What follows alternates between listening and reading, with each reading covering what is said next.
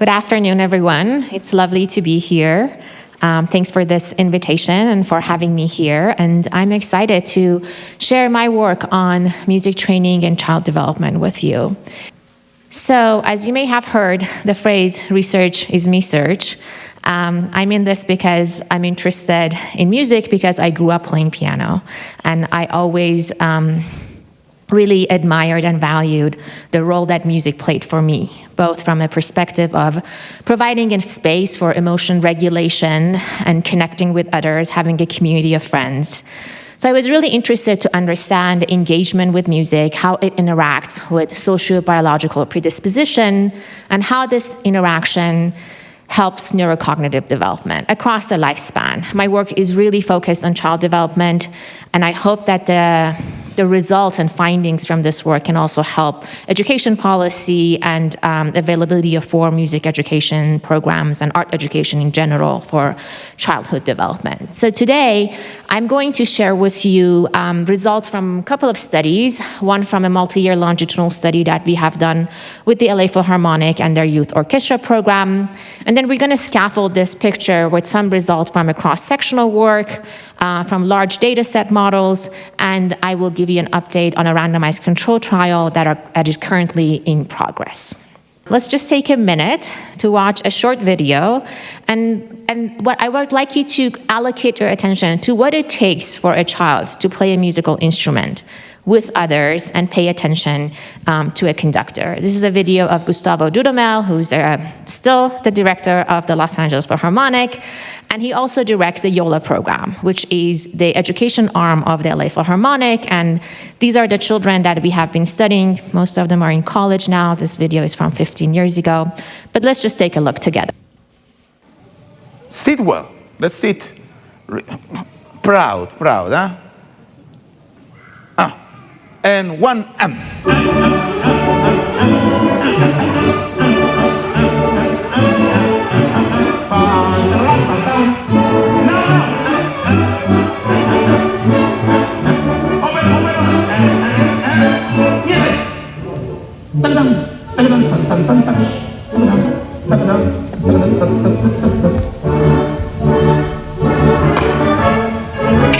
Wonderful. He was quite younger too, 15 years ago. So, as you may have seen, for a child to play a musical instrument, they have to pay attention to these musical notation, which are abstract symbols, translate them to meaningful sounds on an instrument, be able to kind of manipulate that motor movement to be precise, listen to others, follow rhythm, and also pay attention to nuances of music from an emotional perspective.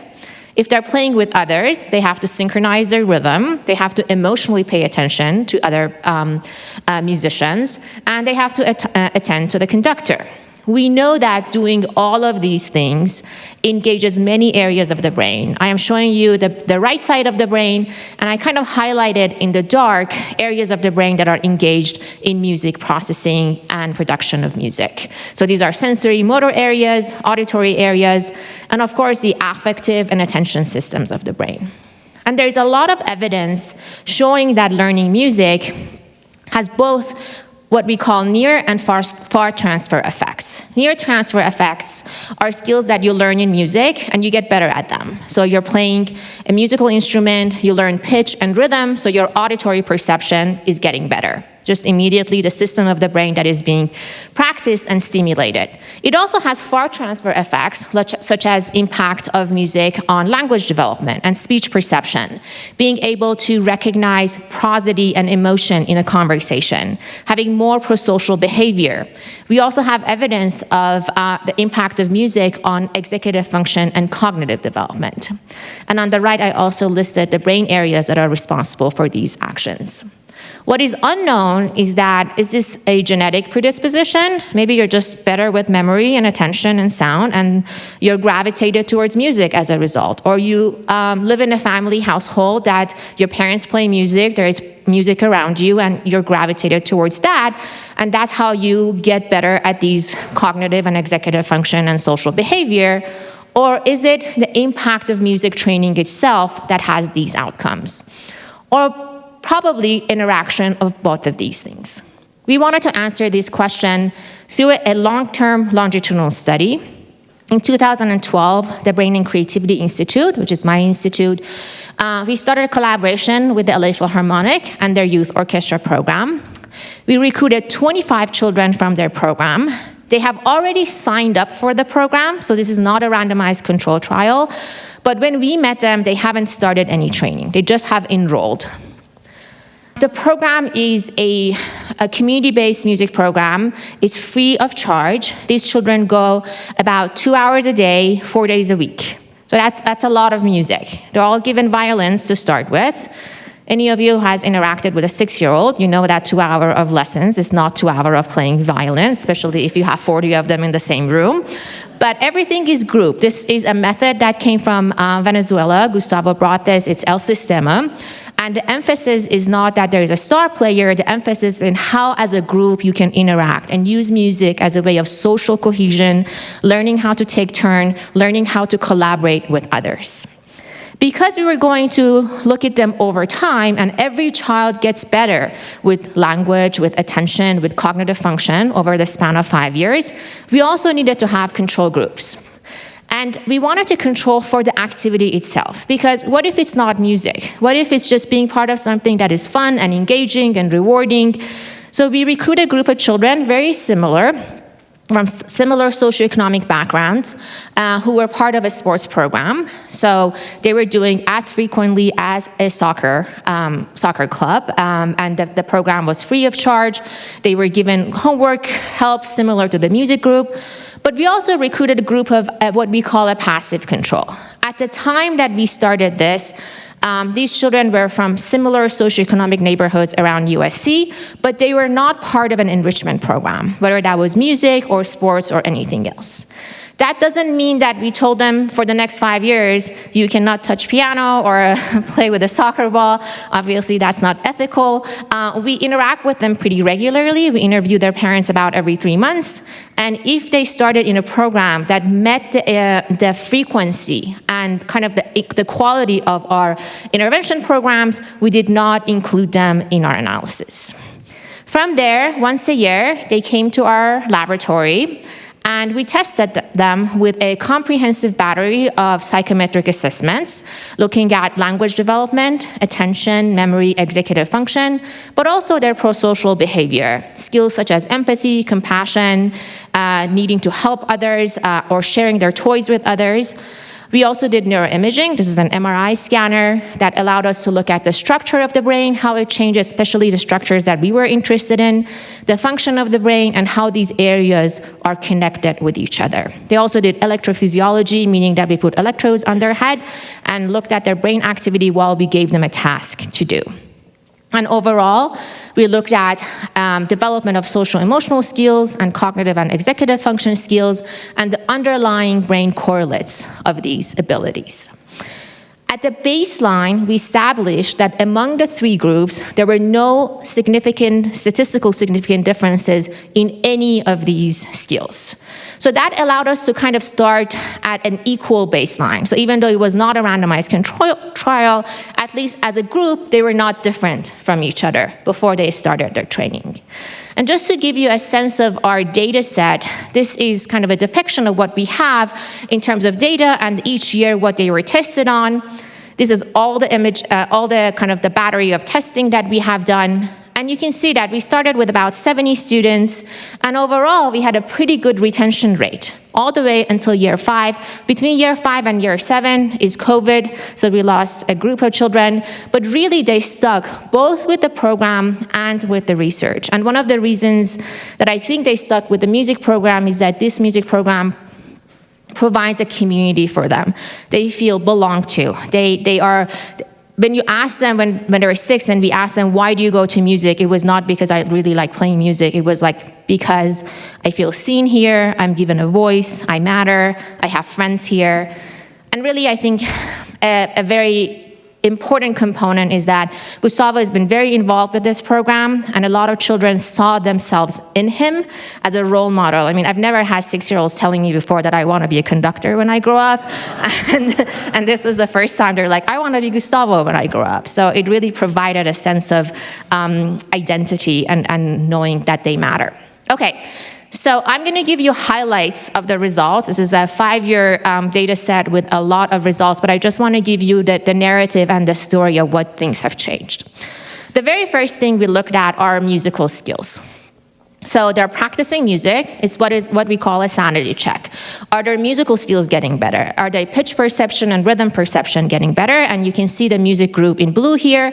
And over time, you can see that they're doing better than their counterparts who are the passive control group and also the sports group. Their music production skills, such as singing and their ability to entrain with others, is also getting better, much better than the other groups that we are comparing them to. So it's good to know that what we are expecting to change is changing in the brain. So now let's look at kind of like further steps after music perception. We had them listen to very short bursts of sounds. This could be musical sounds, could be speech, could be nature sounds, or pure tones. And we looked at their brain activity, how good they are encoding the sound that is arriving to their auditory cortex. This is done with electrophysiology. You're looking at the brain from the top. These are topography depiction of brain electrical activity. And you can see the music group on the top, sports in the middle, and control in the bottom.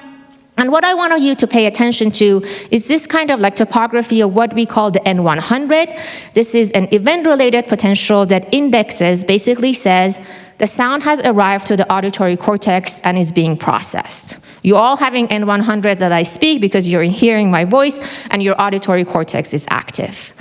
Over time, we see kind of more the strength of this N100 getting more potent in the children who have music training compared to the sports and the control group. You can see that it's still here at post 3 years of training for the control groups, but is stronger in the music group. And that tells us that they're encoding the sound with more fidelity.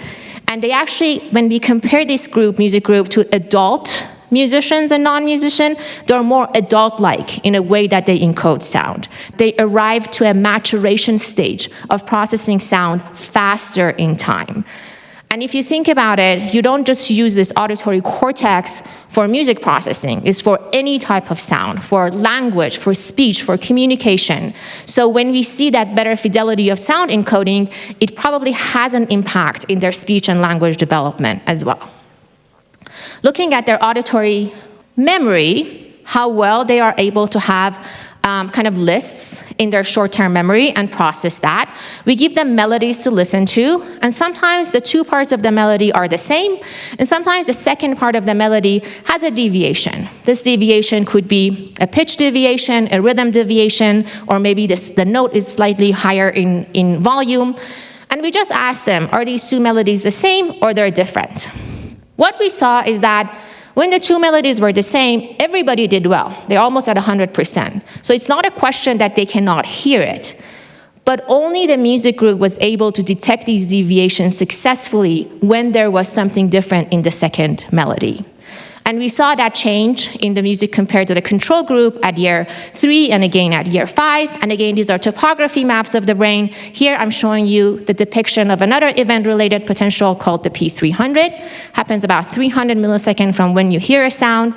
And basically it's part of the attention circuit of the brain saying something is wrong in the environment, I have to pay attention to it.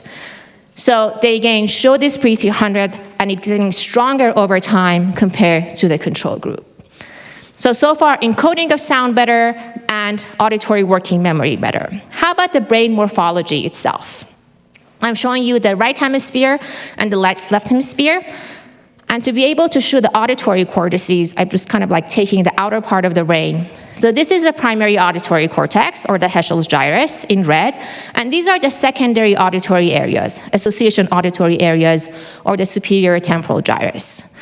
if I put you in an MRI scanner and play you music, we see activations in the secondary auditory areas, especially on the right. So we were hypothesizing that if an area of the brain that is responsible for processing music, whether that would change from a morphology perspective, from perspective of cortical thickness or the cortical volume as a result of music training. And what we saw is that children who were part of the music program, they had less thinning of cortex on the specific right posterior superior temporal gyrus compared to the control groups. So over time, they had less loss of cortex in this area that is responsible for music making. We wanted to make sure these results are correct, so we actually brought in a completely separate group of children. This is a cross-sectional data point. We went and found another 25 children who had another type of music training, conservatory music training, and compared them to kind of counterpart controls. And we saw that for them also, we see thicker cortex on the right side compared to the control groups. So there is something about this area having a neuroplastic change in the actual tissue of the brain as a result of music training. And the cortical thickness of this region actually predicts how well of musicians they are. The higher, the thicker the cortex, the better performance of musicianship they've shown. What about connection between brain areas? The brain communicates with what we call these white matter pathways and allows the parts of the brain to have integration and communication. I am showing you the brain from the top, and one of the fiber bundles that connects the left and the right hemisphere is called the corpus callosum. It's basically the highway that allows the two sides of your brain to communicate with each other. And at the beginning, when we looked at the robustness of connectivity between the left and the right hemisphere, everybody was pretty much the same. Just after 2 years of training, between areas that connect sensory regions, motor regions, and also front part of the brain, we saw more robust connectivity in children who have had music training compared to both sports and control groups. The sensory and motor makes a lot of sense. You're playing violin, you have to coordinate both hands, you have to coordinate auditory and motor. But the frontal lobe is very interesting because you don't go to music class to learn executive planning, how to pay attention to. These are not the outcomes for which you sign up to go to a music lesson. But it seems to have these far transfer effects to change the frontal lobe of the brain in a way that allows for more integration and communication and transfer of information between the two frontal lobes of the brain. So, all these cognitive and auditory functions are good. What about their social behavior? Are they getting better at being more prosocial, at having more empathy? Because you just really don't want someone who's really, really smart but cannot make any friends or connect with anybody. We looked at their prosociality using a kind of rhythmic entrainment paradigm. There's been shown that if you are more entrained with another person, think of yourself going to a concert and all moving in synchrony, there's a sense of belonging. You have a sense of prosociality towards the people in that group. So we had them drum with an experimenter. You'll see a child drumming over time in 4 years, and these kind of beat sequences change and become more difficult.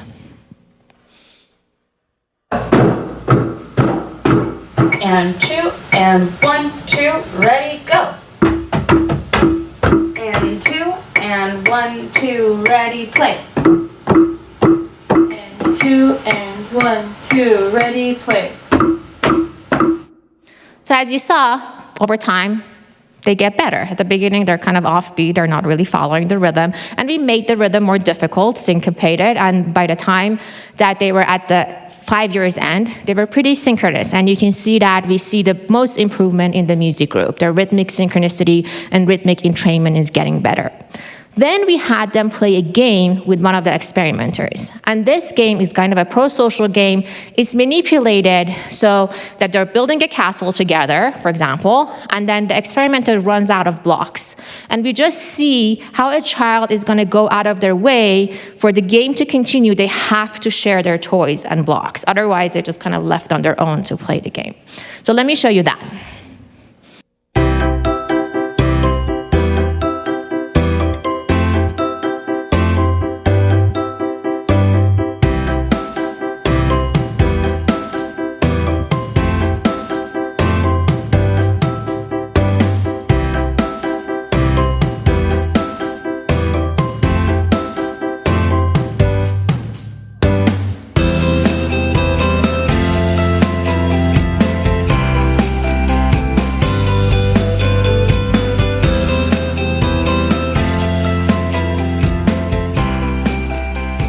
I can tell you, not every child shares their blocks, but but what interesting was for us is that the more synchronous they were in their drumming task, the more prosocial behavior they've shown, the more they were willing to share their tokens, whether it was stickers that they have to give away or these blocks that they had to give away. So really rhythmic synchronicity and entrainment predicted their prosocial behavior. We also were interested in what we refer to as empathy, being able to understand somebody else's emotional state. Understanding it and sharing, like seeing somebody sad and you can feel that sadness. It's a really important skill. We have a lot of challenges with that in our school system. So in order to test that, we would show them this video of kind of excerpts. There was always a protagonist in the video that went through something emotional. It could be sad, it could be angry. And for example, this little child is losing their friend. And what we would ask the participant in this study is that, when do you see this character, how do you think they're feeling? And then how do you feel? And they could say, this person is feeling sad and I'm really sad seeing this. And that's an index that you actually have empathy. You can understand and share the emotional content of somebody else. We had children who have said, this kid is feeling sad and I'm really happy to see that. So that's not necessarily empathy. With sadness, it's much easier to get the same response. Sometimes angry or more subtle emotions are harder to especially for 6-year-olds to have that. But what we saw, again, with the music group, we saw more improvement in empathic response over time compared to the control group. As we are going away from basic auditory and language skills, what I'm going to show you is that we have the most differences between the music group and our passive control group, meaning that some of the effects in the sports group is really coming from being part of something that is engaging and socially rewarding and feeling belong to. So even though the music group is doing better than the sports group, the differences are not as significant as for the children who are not doing anything particular in an enrichment program. And then we asked their parents, how do you feel about your child, especially in some of these mental health indices, about their emotional behavior at home, how they're interacting with their friends and family. And what we observe is that children in the music group, their parents over time, reported them to be less hyperactive and less aggressive over 5 years, and these are significant results. The parents in the sports group did not report the same thing. So we don't see that same change. We saw a reduction in hyperactivity, but not necessarily aggression.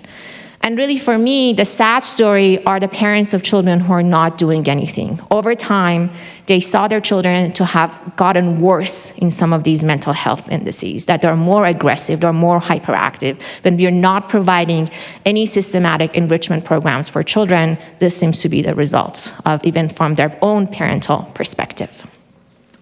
Okay, so moving to executive functions. Executive function skills are very important skills that have been shown to have really predicted factor into success in life, success in social behavior, academic achievement, and their overall skills such as memory, being able to switch between tasks, and one of the ones that is very potent and important is delayed gratification. Your ability not to have a cookie for lunch and grab a salad so you can have a healthier lifestyle. Really, to ability to control your impulses. Again, impulse control is a very important and kind of widespread problems in schools. You may have seen tested with marshmallow with little kids that you can have a marshmallow now or you can have 2 later. Our children were a little bit older, so we went to M&Ms. Sugar is a very, very successful stimulus when you want to test children's patience and delayed gratification. So what we did, we actually changed the size of the future reward. So for a small reward, you can have an M&M now or 2 later, and this was like, we'll see you in 2 hours, and we'll give you if you just wait and you don't want one immediately. But there were also other scenarios. You can have 1 versus 4 later, or 1 versus 6 later. So the size of this reward is getting larger. You can think about it of a monetary. You can have $1 now versus 10 later would be a small reward. $1 now versus $100 later would be a large reward. What we saw in the music group first is that when it was 1 versus 2, the small reward, 50% of the time they wait, and 50% of the time they wanted to have the reward immediately. When it was the large reward, 100% of the time they waited.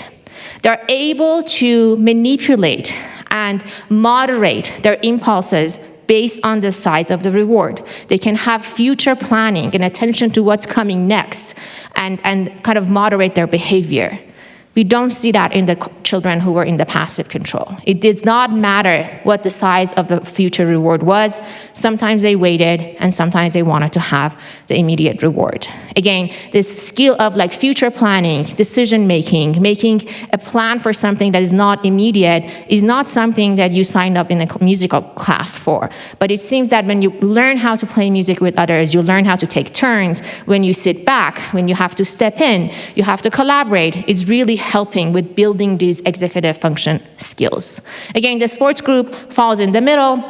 They did better than the control group, but they did not as well as the music group. And we wanted to see the neural correlates of that in the MRI scanner to see that, well, now that we see behavioral change, does the brain system that support this ability, the executive function network of the brain, does it change as well?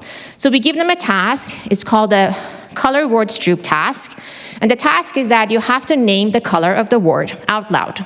You can all try this. You can say it out loud or say it to yourself. I'm going to show you a word, and as fast as you can, you have to say the name of the color of the word. Okay. So you get the point. There is some congruent versions where the color and the word is the same, and there's some incongruent version where the color and the word is different. And you really have to kind of engage this inhibitory circuit of the brain to stop yourself from reading the word and naming the color. It engages the same impulse control systems in the brain, and it allows us to look at that in the scanner. What we saw is that when we compared the children in the music group compared to the control groups, we saw more engagement of this executive network of the brain while they're doing this task. These are inferior frontal gyrus, anterior insula, supplementary motor area, really areas that are important in the frontal lobe for executive planning and decision making. So they're engaging these areas stronger compared to children who are the same age, but they're not part of a music program. Now, we saw these results just after 3 years of training. When we did the same exact task 5 years after, we don't see that many differences. Eventually, the control kids get to that milestone. They get there. But the children in the music program got there 2 years earlier. But imagine if you walk into middle school and you have better impulse control and decision-making skills. You choose other peer groups. You choose to show up to class. So having these maturations, milestones in life really matters earlier, and they seem to be there earlier in life. And what we've seen, because our data is longitudinal and allows us to look at things over time, for almost all executive function skills, especially for memory, working memory, and inhibition, we see efficacy of music training to be more pronounced before age 10. So between age 6 to 10, we see stronger impact of music training compared to 10 and after. Part of it could be that there's a flattening. The other students and other participants get to that point. Part of it is that maybe our tests are not as sensitive in that we have to make it harder for children with music training. But again, there's maybe a protection effect against dyslexia, against ADHD, if you have these executive skills developed faster in time. And this really goes, surprisingly to me, opposite to our music education programs. We often have high school bands. A lot of elementary schools don't have music training, whereas our data, and there's a really nice longitudinal study that's been done in Finland that is replicating this, that introducing music before age 10, especially around age 5, 6, can have the most impact in some of these far transfer effects. Now, all the children in this longitudinal study that I showed you, about 93% of them were bilingual, not by design, because we work with a community of children who had no access to private music lessons, mostly immigrant communities. And we know that bilingualism by itself has some impact in executive control and cognitive function. So we wanted to look at, what about we get monolingual children who are musicians versus monolingual children who are not musicians? So there's no advantage of bilingualism. So surprisingly, in LA, it's really, really hard to find monolingual English speakers. So the bilingual was so much easier to recruit, but we managed to get about 80 children. 40 of them were non-musicians, and 40 of them had 2 to 3 years of music training, any type of training. They could come from any music school. And we did 2 executive function tasks with them. It's a visual go, no go, meaning that you have to press a button when you see a white square, and you stop yourself from pressing a button when you see a purple triangle, for example. It's similar to that color word stroop task that we just did.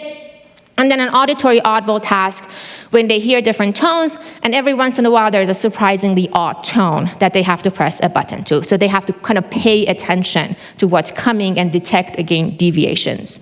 In both of these tasks, the children in the music training program did better. So they are monolingual, bilingualism is not playing here, it's just really the music training. And then when we looked at the brain correlates, we saw a very similar result, better encoding of sound, these are electrophysiology waves, better encoding of sound at N100 that I showed you earlier, 100 millisecond, fidelity of encoding, and higher amplitude P300, which is indexing of attention to an environment that doesn't fit, some deviation in the environment. So they're doing better, and we see very similar brain patterns that we see in our longitudinal study, and this P300 is actually predicting how well they're doing in their performance. When we looked at this visual go, no-go task, encoding was not as strong because it's a visual task, it's not an auditory task. But what we saw is that when they make a mistake, there's a potential we call error-related positivity, they detected better. And if any of you as a musician, you know that when you learn to play an instrument, this is a skill that you practice. You know when you make a mistake, whether you're offbeat or you're playing the wrong note, and we see electrophysiology correspondent of that ability to detect your mistakes strongly compared to children who had no music training. Okay, so moving on to this large data models. As I told you, our longitudinal study had about 75 children, our cross-sectionally had about 80 children, and that's a lot of work even with this small sample sizes. But what if we want to look at the population at large? There's a study going on at the NIH across America. It's called ABCD, Adolescents, Brain and Cognitive Development. 10,000 children are being followed for 10 years at 10 different sites in the United States. We had a colleague at UC San Diego, John Everson, who was bright enough to add a music measure to this assessment. So we know from 10,000 children over 10 years how much music they're playing. It's self-report. It's not assessed by experimenters, but there's a report from the parents to say how much music they play, whether it's at school, whether it's what instrument it is, whether it's private, the frequency of homework. So it really gives us a sense of their musical environment. And it also has all these executive function measures as part of the battery that these children are being tested at. So it really allows us to look at that relationship in a much larger sample. One of the things we have seen is that this result primarily was from Raina Gordon's lab at Vanderbilt University, but we've also replicated it, that across the board, in all cognitive and language measures, in this very large data set, children who have had music training are doing better. What we did is that over time, when we look at 2-3 years post-training, they still have a better trajectory of development and improvement in language and cognitive measures. We went and split the group into different socioeconomic status. ADI is area deprivation index. Low ADI is meant children who are from higher socioeconomic status, more educated parents, more income in their family. And high ADI are lower socioeconomic status children who have these is usually calculated by education and family income. If you look at children from high SCS, it doesn't really seem to matter so much whether you're playing music or not. The two lines are pretty parallel over time. When the children are coming from low socioeconomic backgrounds, music is really making a difference. It has this compensation effect that because they don't have any other enrichment program in their communities and their environment, is helping them. They perform similar to high SES groups in language and cognitive measures. So this is about 5,000 children in each group. And we recently did a large, again, data set with colleagues. This is about 16 sites in Europe and in US and Canada. I look at college students, musicians versus non-musicians. These were musicianship was defined by 10 years of music training, and what we saw is that we have a pretty good effect size on working memory, whether it's for music, whether it's for verbal working memory, or visual spatial processing with music training. So all of these are really parts of this puzzle to complement each other, whether it's longitudinal results or cross-sectional results or large data models, to give us this narrative of what music training is doing to the brain and development. But none of them is what is called the gold standard of research, randomized control trial. Assigning someone to a program that they don't have any motivation and then see what happens to them if they stick with the program. About 3 years ago, we were lucky enough to get a funding award from the NIH that allowed us to just do that. We recruited 114 children, 6-year-olds from Los Angeles. They come to our laboratory, we test them at baseline, and we do imaging, electrophysiology, and behavioral assessments, and then assign half of them to a music program, similar to YOLA. This is done by Colburn School of Music, but it's a group training program 3 times a week. It starts with violin, and the other half are assigned to a theater program. So it's an active control. It's a randomized control trial. We cannot assign a child to do nothing for 2 years. But they're in this active control program. I had to have a lot of conversations with the theater program that you cannot have any music. No background music, no playing piano, no singing. So they came up really of this curriculum that is only theater. And our first part of the work was to see if this is even feasible. If you assign a 6-year-old to music, whether they had a preference to go to music or not, whether they stick with it or not. And really, to our surprise, we had 86% retention rate, about 90% adherence rate of this first group. And these are parents. There is one mother in this study. They have to take 3 buses to go to this music program. But it's really the question of if you actually provide high-quality enrichment programs to communities, they do participate. They do show up, that they stick with the program. So we are at phase 2 of this. We have met all of our efficacy, all of our feasibility outcomes, and we are the second cohort is finishing their music training next year. Fingers crossed, our NIH funding continues, and I can come back in a few years and tell you the results of this study that we're looking specifically on inhibition control and impulse control and the underlying neural markers of that. And then finally, we have tried to put music and storytelling together, because there is something about putting yourself in a narrative that helps with perspective taking and compassion and empathy. And we have started a really nice study with the LA Opera and Los Angeles Children's Choir, where these children learn how to sing in a choir. But we also have teaching artists from the LA Opera to go there once a week and teach them what an opera is. What is an aria? Who is a hero? How do you put a story, and it could be their story, to music, and how you create this? They're also required to attend 7 performances with their families at the LA Opera. These are kind of matinees or dress rehearsals and opera pieces that are appropriate for children. And I'll show you the little video a little bit because it's very adorable.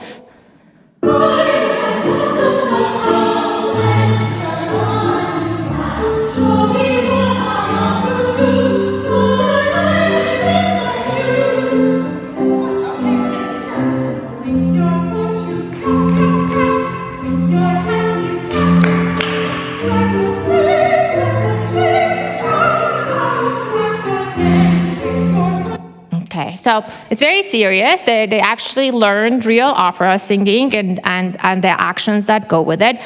We just finished the data collection for this. Our 25 students part of this, and over time, we saw that changes in mental health, reduction in fear and sadness and anger, and again, very similar trajectories of improvement in language and cognitive development. So we are extending this work next year with neuroimaging, but it's a really nice way for us to collaborate with an opera company and for these children and their families also to find a place to be welcome to LA Opera in a way that it allows them to be more familiar and feel belong to this space, and they can continue going.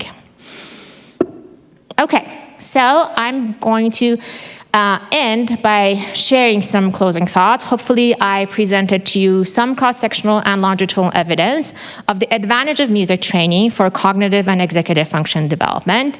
We see these effects more pronounced in the auditory domain rather than visual domain and auditory association brain regions. The relationship between music training and executive function gains are more pronounced at a younger age, between age 6 to 10, and we think that more has advantages in reaching these maturation milestones. Maybe it has protection mechanisms, and maybe we have alternate domains of testing that are more complex for adolescents to allow us to again distinguish between adolescents, musicians, and non-musicians. And then we are hoping that our randomized control trial and then more of these large data set models, ABCD is actually just in its 4th year, so we have another 6 years of following these children to allow us to answer these questions better. And with that, I want to acknowledge my graduate students in my lab. They do all the work. I just get to come and talk about it. My collaborators and, of course, funding partners. And thank you so much for your attention. In most cultures, apart from the Western world, there seems to be string instruments and percussion instruments used in local music. Is there any reason for this in terms of how the brain functions, strings and percussion? I guess the question is, does it make a difference what the instruments are? So I have to answer first by saying that we have only been looking at children who start with the violin, and we haven't really compared different instruments. If I were going to intuitively answer, I would say no, it probably doesn't matter what the instrument is. There is really nice neuroanatomical work that's been done that you can see differences in the motor cortex of violinists versus piano players. But in terms of some of these executive function skills or cognition, I don't think it matters. I think it matters whether a child likes playing music. And it's music that is that they can relate to, that we had a conversation with Yola at the beginning that they should play music that they can do at home and their families can participate in. So they can sing along. So it's more celebratory. And also in a way that these children, I mean, the Yola kids open the Hollywood Bowl every year, and it's not because they're great musicians. It's a bunch of 6-year-olds who just started playing violin. They're not Hollywood Bowl level, but they're giving so much pride, and their families get to come. So they really being able to find ways to engage interests of music. I often encourage parents to use string instruments because it's a social instrument. You play with others and you find friends, and it's a community-oriented instrument. Suzuki method, which was very effective for 2 to 5-year-olds. Can you say anything to that? Yeah, so part of Yola actually does use Suzuki. They're doing a lot of ear training at the beginning. Sight reading really comes after. I think that all of these methods, I think Suzuki is very potent in a way of like understanding pitch perception and prosody perception, and that's probably if you can detect emotional content of music, you're better at detecting emotional content of a communication, so you can probably be more successful in communicating. But it probably relates to different outcomes. If somebody has better sight reading ability, we generally see better spatial visual processing when we measure those tasks. With people who have better ear training, we see better pitch perception. So it really depends on what you're practicing. Do these findings translate? What about children who take private music lessons not in the group? How does that compare? That's a very good question. We actually tried to do this. We tried to bring a group of private lesson takers and compare them to our longitudinal cohort. What is very difficult is the socioeconomic status. So the longitudinal children were on very low socioeconomic status. They often don't go to music programs that are provided at their public school. When we work with children who have private lessons, they often come from families who have both the means, the time, education to provide them with private lessons. I mean, there are many people who have studied cross-sectional work on private lessons and just different types of music training, and these results tend to replicate. One domain that I think may be different is the prosociality, because this program is so much emphasis on group interaction but even when you do private lessons, at some point, eventually you get to orchestra, you get to ensemble. Until then, I think the results may not be as prosocial as the other group, but eventually I think you get there as well. Can you say what percentage of the control group added an enrichment program over those years and left the testing? Very little. I think it's less than 10%. So these are really families who parents have multiple jobs. They often, sometimes they're in after-school programs at public schools, which is sadly just watching a movie, so it was not a program that was enriching in a way that we provide results to the parents and talk with them about what we see and eventually kind of encourage in terms of like finding enrichment programs. But especially in a large city like Los Angeles, it's very difficult for parents to manage to have to find. Yola started with about 100 kids, and I think they're serving close to 3,000 children now. So and what they do is that they have now provided sites across the city, so transportation is not so much an issue. It's been a really, really successful way of reaching these communities that typically don't have any enrichment program. There are two here which are related. One questioning if there have been any studies done with dance, and another with theater. So theater is what we are doing right now. There is some work, Talia Goldstein from DC, she studies theater, and she's looked at a lot at empathy and perspective taking in children who learn theater and drama. And I think that makes sense because you get to put yourself in somebody else's shoe and take perspectives. As I said, our active control group in our randomized control trial is theater, so we hopefully will be able to see that. I don't know many of studies of dance with children.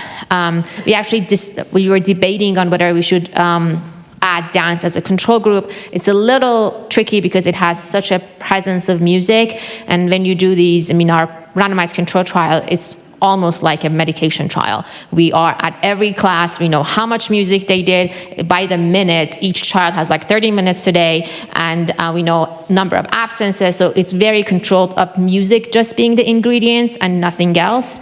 So dance would kind of pollute that, if you will, taking the word. Question about whether you've studied the difference between boys and girls. We don't have enough of a large sample size in our longitudinal study. There's 75 children. In the ABCD data, we added gender as a covariate to see if we see any differences, but we didn't. They were the same. I can say that in our longitudinal study, girls at the beginning, we do this singing and improvisation task that we give them kind of like a few words and they have to sing along. And at the beginning, girls were just really motivated and they sang these beautiful narratives. And there came a time around age 8 or 9 that this social inhibition happened, and we saw that the boys were more motivating and singing and the girls were more shy. My colleague Beatrice Ilari has written a paper on this, just a very small kind of qualitative perspective and analysis rather than quantitative, but we see a kind of a change in their attitude in terms of their musical production and performance. And lastly, do you anticipate any difficulties in maintaining your long-term state, federal, or individual funding? Well, I hope not. So this work, Music and Neuroscience, came about, it's about 20 to 30 years old. About 10 years ago, I wouldn't even say I'm a music neuroscientist because nobody knew what that was. I always would say I'm an auditory neuroscientist and I study music. But in 2018, NIH put a program together with Dr. Francis Collins called Sound Health. And that really accelerated funding and opportunities for music research. It's not, unfortunately, continuing in the same way, but as I said, our study has so far been safe and many others, and I hope that maybe if not federal funding, there is kind of support from other factors that allow this work to go, because I think at least what we are showing is that it's a really low-cost investment if you think about you can keep a child through high school, in school, by just introducing music. You're dealing with like school dropouts, addiction, finding really kind of like not being in the right social group. And if music can protect them against that from a societal and financial perspective, I think we would be short-sighted not to do that.